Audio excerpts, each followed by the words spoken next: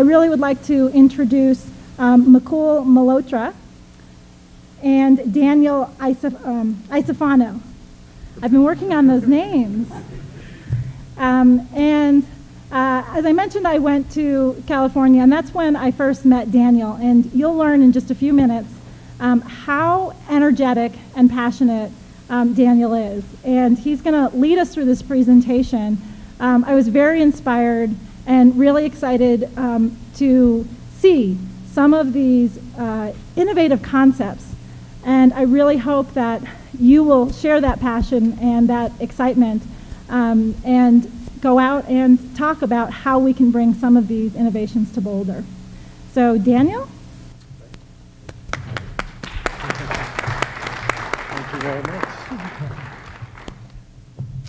Thank you all for coming out this evening. We're very excited to be here in Boulder. We look to you guys for inspiration and innovation. We know about a lot of the things here, and coming from the non-aligned Republic of Berkeley to the non-aligned Republic of Boulder, we can relate to what you do here, and we're excited to learn and to be part of an exchange of ideas.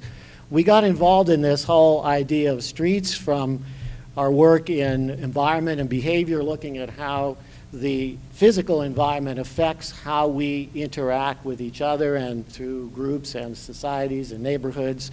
We're very interested in the effects of people on streets and how we interact in what is really 30 to 40% of our urban areas. When you add it all up, there's a lot of resources devoted to the automobile.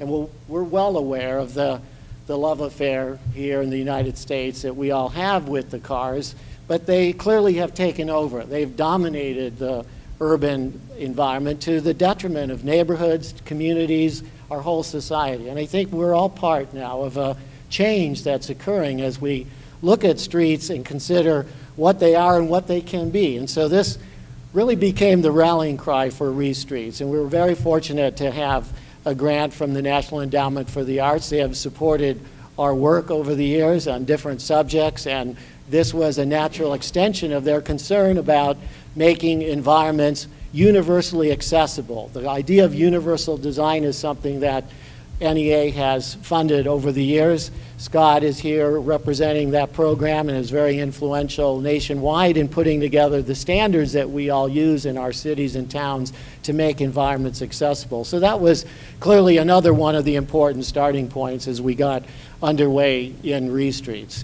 The other thing is we started looking back on the history of cities and how we got to where we are today, and you consider some of the images up there on the screen and what has transformed. We go to the interstate highway system, which was heralded as a huge economic development engine for the United States, and indeed it has served that purpose, but it really destroyed a lot in the process, and there were the classic unintended consequences associated with these huge infrastructure investments.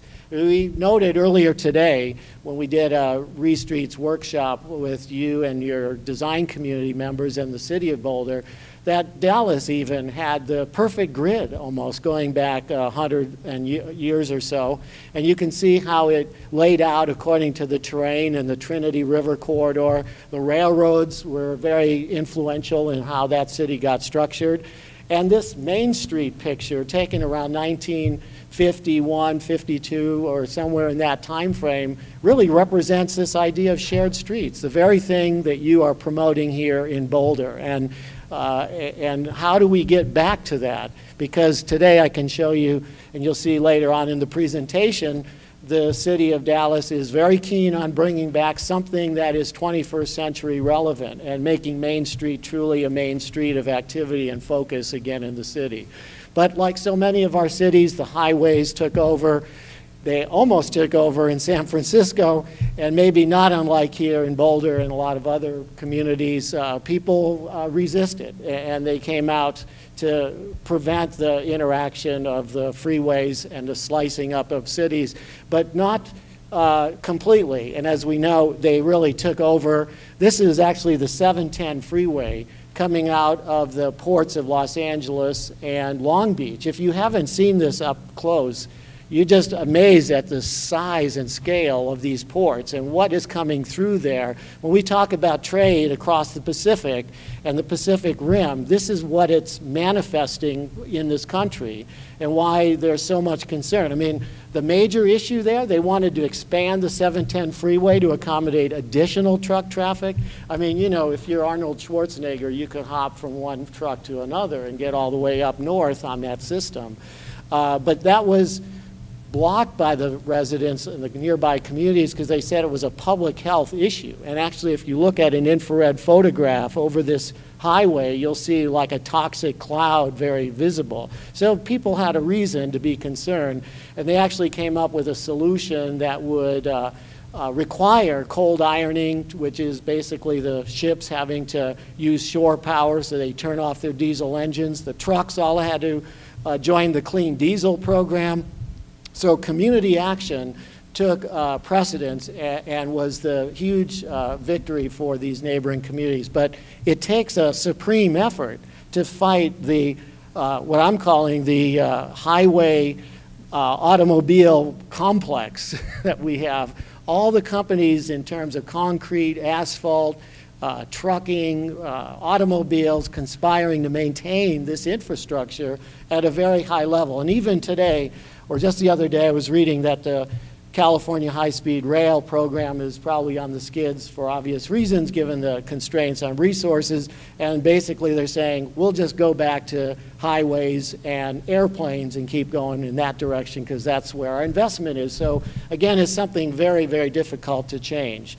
And so we're reaching a point though where it's sort of an existential crisis. You know, what are we going to do with the future of these roads? And I think little by little we're starting to see the possibilities of taking back these roadways and coming up with something different. So part of our research too was trying to understand how we conceptualize streets and what is it that's driving our understanding of street design. And you go to many of the terms that are used, and in the case of the word street, which actually comes from the Latin root, which is a idea of a paved thoroughfare, something you could, like the Roman centurions had on the Appian Way or something to maintain their control. The word traffic actually is, has Arabic roots, and it means to walk along slowly together, which of course it doesn't mean that now. It has a very negative connotation. But you get the idea. The word sidewalk was actually the walk on the side because in the middle of the street were all the foul ingredients from horse-drawn carriages and other things you wanted to stay away from. So the concept of curbs and sidewalks began to come into play. And of course the word pedestrian is very low down on the totem pole. You don't want to be considered plain or prosaic or dull or anything. So there's a negative connotation associated with that. And as we said, the word curb or a restraint on an unwanted impulse certainly becomes another factor. And finally, gutter, which is another street term. And you know, we talk about out on the street. That's kind of like the grassroots. So it's not considered highbrow enough. So we got to reclaim through our language as well as our design concepts what we want streets to be from a human behavior standpoint. And it's really taking hold. I mean, despite the high cost associated with this Boston Big Dig, and it got a high profile for that, somewhat infamous because of the litigation and the problems in the construction and the delays that held up this project. But think about it as a 50 to 100 year improvement. And now the Alaska Way Viaduct in Seattle is also going to be torn down. They're going to build an underground roadway and reattach the waterfront to the city downtown Seattle, which is the right move. Very expensive, and not everybody can actually pull that off. This is actually in Seoul, South Korea, and look at the transformation that occurred there. Unbelievable reclaiming of that environment and coming up with something much more human scale and interactive. Now, the city of Dallas, like they do, big scale thinking there. They're actually building over the freeway. This is now under construction. It's called the Woodall Rogers Deck Park, and it will be an art garden in connection with this art district just on the north side of the downtown inside the loop. And the idea is to connect to what's called Uptown. And so Dallas is slowly remaking itself. It's very much hemmed in by the freeway loop system that surrounds the downtown, but they're looking at different ways to overcome that. And many cities with more limited budgets are taking matters into their own hands. This is Portland attempting to humanize the undergirding of the freeway bridge. And in Chengdu, China, I was amazed to see what was essentially an entire museum on the history of the city of Chengdu, which was just incredibly well done and a world-class project. So they turned it into a human space, nevertheless. Here is maybe something you're more familiar with closer to home in New York, Times Square, where everybody knows the congestion, the activity, the intensity of human interaction. And what we like to say is that even with a modest amount of money, some furniture from the local big box store and cans of paint, we can transform the space. As they're doing this on the weekends in New York, and somehow the traffic finds a way around it, makes it work, and people are getting used to the idea of being out in the street right of way where maybe they should never have left in the first place. And even New York is doing things like this, taking away lanes within the densest part of the city, Manhattan, and putting in bicycle systems. So the idea is if they can do it there, we can do it virtually anywhere. I think there's a song to that effect. But anyhow, what else? Here in Boulder, we have some great examples of these different kinds of shared streets. And that kind of brings us to why we did this project. Again, we're hoping that we'll put together a series of examples, ideas, just like a design menu of possibilities, and we hope to make it an ebook as well as a physical publication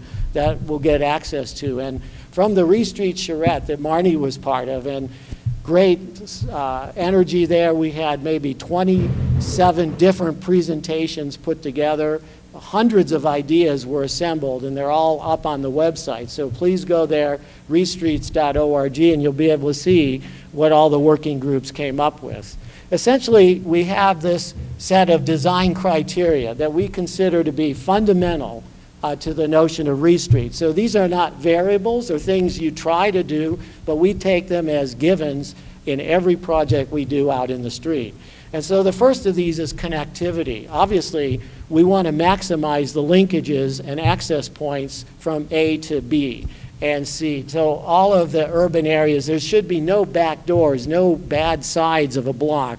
Unfortunately, we have too many of American cities that are designed and structured that way. Safety is paramount. If we don't have that from a speed control standpoint where people feel comfortable for all ages, all abilities, that is fundamental to having a good human environment in the street. And that also speaks to this idea of universal access in all different ways and forms. We're looking at that as a very fundamental minimum criteria for everything we do in street design. The idea of universal access extends to all modes, all users. And we think in terms of who we are as human beings and what we need to be healthy. Just like the species we want to protect in the natural areas, human habitats goes without saying. We are ecological, biological creatures. We need function and comfort, and we need our own cultural expression. We need the ability to impact the environment, to feel that we have some measure of control there, and to have fun and enjoyment. If you go back to Kevin Lynch, one of our great American city planners, these were concepts that he put forward more than 50 years ago, saying that functional criteria and human behavior is what we're trying to support in all design of cities. So that is still very much part of our thinking as well. We add to that the notion of temporal flexibility. So we want to raise the bar a little bit and say that depending on the day of the week, the weekend, or time of year, or the season, we can have different activities going on out there, and the extent that we can make the streets more flexible or adaptable to these different time frames and climatic conditions, we'll have a more functional, more enjoyable, more engaging street.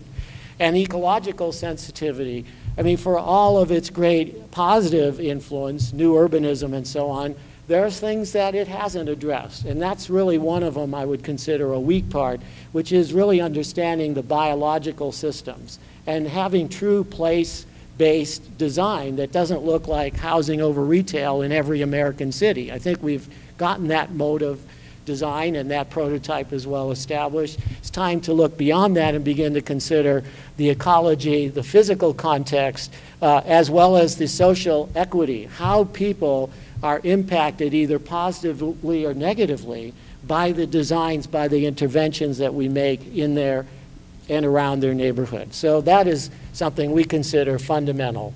So it's part of our design criteria for ReStreets. We go on from there, and the street functions we've organized into 9 different areas. And actually, this provided the basis for our ReStreets workshop. And so if you go on the website, you'll see each of these working group topics with a background paper, a set of presentations and design ideas under each heading. And we felt that while very positive, the idea of complete streets, getting us to think about more than just automobiles on the street, what's beyond that? What comes next? So that was part of the inspiration for ReStreets as well. And we started to look at the functions of the street in terms of wayfinding. We looked at it in regards to commerce. These are fairly traditional aspects, but also as places for people, for social gathering. You know, if you go to Spain, you realize the whole purpose of the street is just to meet your friends and neighbors and family members. It is unbelievable in the afternoon time periods how they use the public realm. It's nothing like here in America, and it's something we can all learn from. And play and recreation, something we all no doubt used to do as young children out in the street playing games. It's very restricted now for good reason, because of safety concerns, speed of vehicles, just the number and frequency of automobiles alone. But we lost something in the process which was very important in the child's very limited range, given young children's inability to wander too far from home. So obviously the street is very important from that point of view. How do we reclaim that and make it safe for children again? We also looked at events and programs, activities like parades or signature events that you have here in this community or any other place. Urban agriculture is starting to come more to the fore, and we wanted to study the possibilities for how much food can you grow in a given block or in a neighborhood. Could you support the population of that neighborhood with vertical agriculture or hydroponics or other techniques that are being developed? So we had some groups working on that. Green infrastructure, not just stormwater management, but we also considered energy, water. We looked at habitat, materials, and waste management. So we actually expanded on the idea of green infrastructure. And then image and identity. Many streets do serve a ceremonial purpose, and they do provide a sort of iconic image for the community. And certainly for us, Boulder, I think of Pearl Street. It's such a cool street. It's an example of a play street that I haven't seen anywhere else in the world. So we like to celebrate that. And so these image or iconic streets could come in a lot of different forms, sizes, and scales, and possibilities as well. So we put all of that together. We hope to create a set of standards and guidelines, and ultimately some management approaches and some operational requirements and other ways of managing the street. And so what we're going to do now is have Mukul talk to you about these different functions, and he'll spark your imagination, no doubt. And from there, we're going to try to have a little interaction with all of you and get some ideas for what could we do here in the city of Boulder. And so we will need to call on your participation in the course of this evening. And after we go through each of the functions of the street, we'll ask for your thoughts and ideas and go on from there. So Mukul Mohatra, take it away. Thanks, Daniel. You want that one? Thank you. By definition, we call it ability of people of all ages and abilities to move from one place to the other. The goals are clearly to design the streets to accommodate all users, ensure speeds that respect each and every user, and it respects the overall character that we want of the street. And we have to design it for multiple objects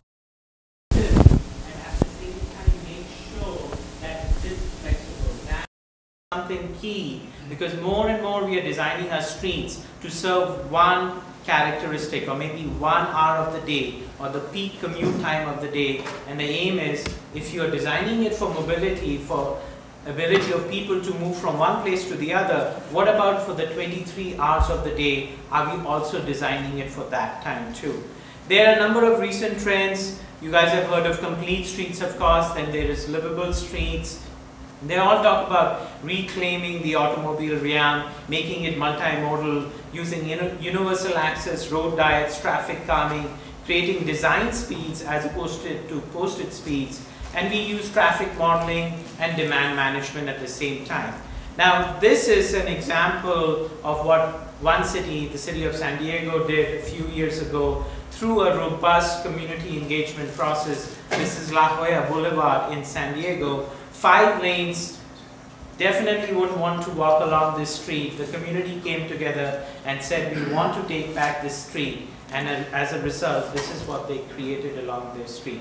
They are accommodating more traffic after these improvements, after 5 lanes became to 2 lanes of traffic with roundabouts. But the key out here is to keep in mind that we can now design new solutions that do not have to maintain the status quo, that you have to need a certain number of lanes to move traffic. There are different design tools now we have in our mind that can move 5 lanes of traffic into 2 lanes of traffic, depending on the special circumstances or individual circumstances.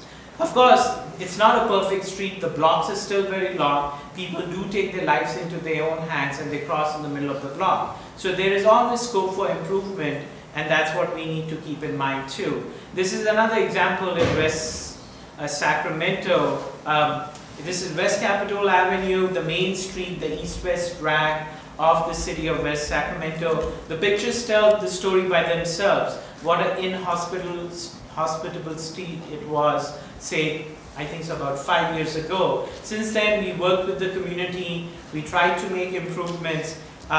This was what we started with when we worked and started talking to the community. They came up with a lot of different concepts, and it was all about making it more friendly for pedestrians and bicyclists, and that's what it resulted. The people couldn't wait for the street to be improved so they could take back what they thought was their right of way. Now, can anyone guess where the existing sidewalk was before?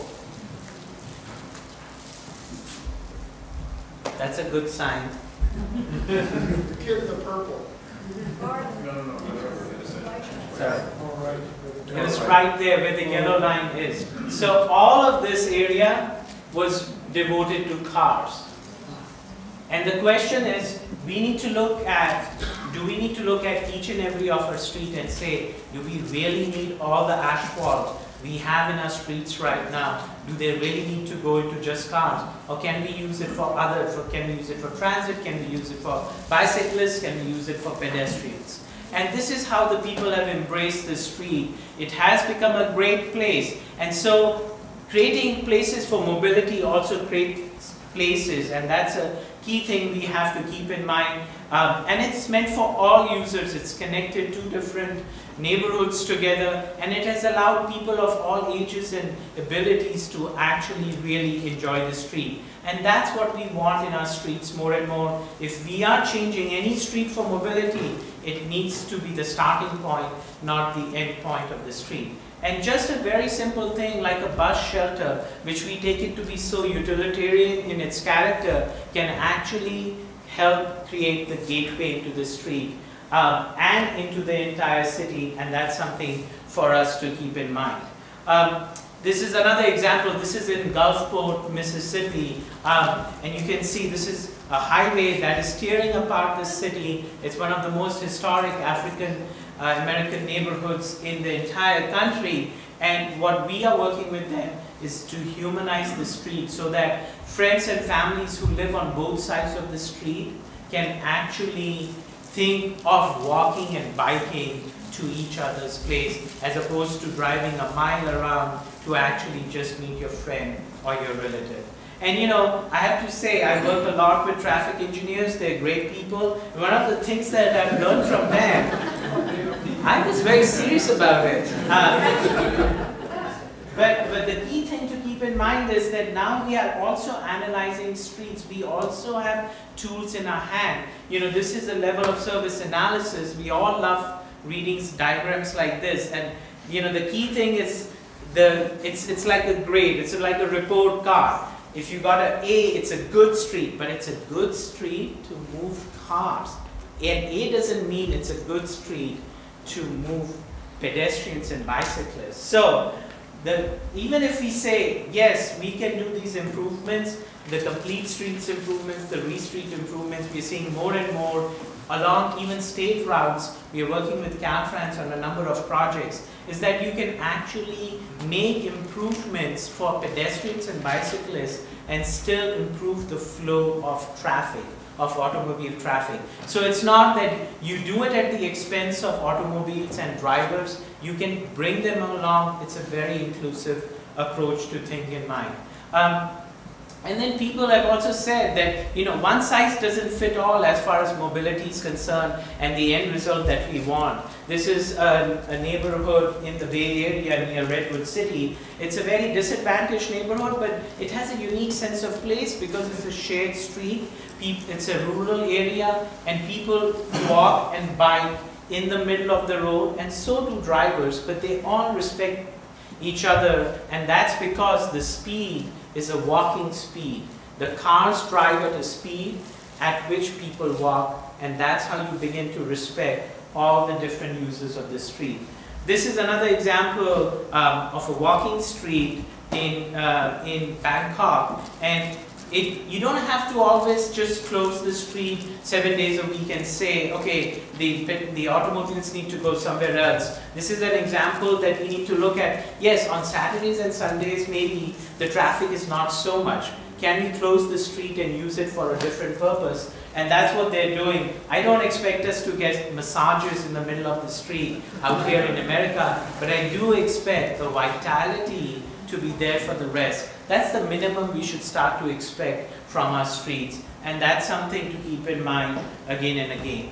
A key thing that has changed and also in the design of our streets is technology, and we'll show you in nearly every other function of the street how technology is playing a key role in how we design and how we operate our streets. A simple thing like a parking meter in, say, San Francisco, it's become redundant.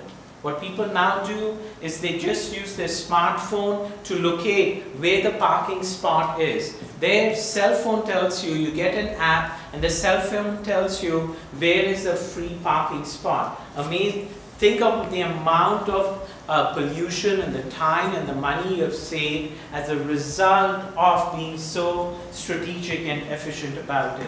And then another key thing that people have been designing is to say, well, do we need all the lanes all the time in a street? Well, what Los Angeles did, especially along this 710 freeway that Daniel was talking about earlier, they had 4 lanes, 5 lanes, then 6 lanes of traffic, fast-moving traffic, traffic that was moving so fast that it became really dangerous. And so the Caltrans said, well, we will only open certain lanes of traffic if there's a certain volume. Because what happens as human beings, if we see a free lane, we drive. If it says 25, we say, nobody's in the middle of the street, I can go 30. Next time you go 40. Next time you go 50. And it gets more and more dangerous for people who are not driving to then actually experience the street. And so this is a technology called Smart Start. I did not create that word, but the key thing is that it is made up of LED markers, and different cities like St. Louis are also beginning to look at how they can put it on streets in the middle of downtown too. So here are some of the key challenges and opportunities. Improving connectivity, enhancing or incorporating flexibility, managing travel demand, and ensuring flexibility in all our streets. And as we think of all these opportunities, this yellow dot or square, if that is the amount of space that it takes for a pedestrian to turn and make a 90-degree turn, that's the amount of space it takes for cars to turn. So there is the odds are still stacked against the pedestrians, and the bicyclists are somewhere closer to the pedestrians. But see the amount of space that is devoted right now so that your car and my car can make a turn at an intersection, as opposed to what a pedestrian would need to do. And Daniel talked about the amount of space that has been devoted right now to the two streets. If on your right, that's the total amount of space that a city owns. That's the public land that you and I pay our tax dollars for. That is the amount that you actually have for open spaces. This is a general average across all small towns and cities, big cities in America. And that is the amount of space you actually devote to streets. The orange reflects the amount of space we put in a street right away. And if we were using it as a real estate, that would be an incredible waste of our money, waste of our investment. So clearly there is a huge opportunity to say, how can we use our land better in all our cities and towns? And with that, Daniel.